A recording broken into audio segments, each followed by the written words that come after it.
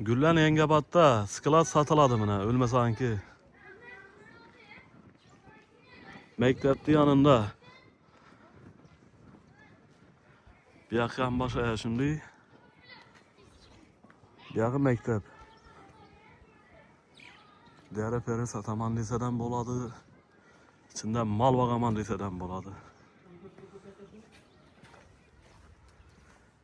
Tiyiz teşkiye hem yeri. Üstün hava ismine çıraleti bize tıkıttı. İş yanından Ziyad, Mahmut. Çekemçe şimdi. Altıma yakın yeri var efendim. Pasta. Alt sötük mü? Sevkem alt sütük var da. Ser... Çıkardık oldu. Burada da Ayağında pasta var. Kaç iyi pasta var. Alt sötük yere geldi. Ova ya. İçini uçardık bize.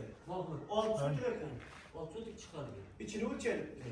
Alt sötük içini ölçedi. 12 metrege. İçi 12 metre. Yeri. Uzunluğu yeri hazır. 40. 36 mı yeri? Bu yeri 36. Ayağında yine 4 metre yeri var mı? 40. 12'ye 40 metre.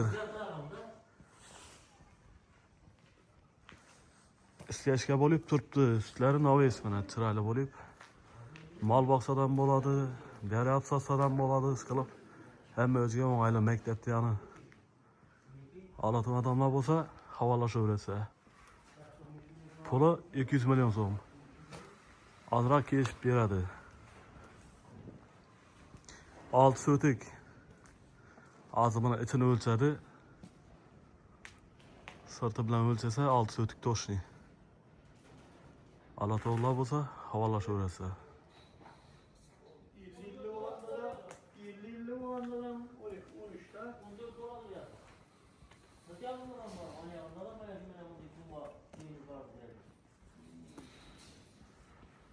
Tüyler isteyeşkiye hem yeri.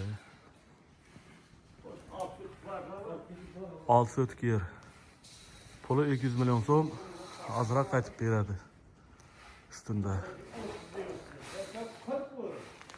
Alat oğullar bolsa havalaşa öğretse ölmesen de. Nomen yazıp koyaman telefon uğrasa ölmesen de. Hazır ölçedik. Boyuna, enini. Her şimdi. Dokumentleri sağız. Havalaşa uğrasa ölmesen bile. Ayrı mı son dokumenti?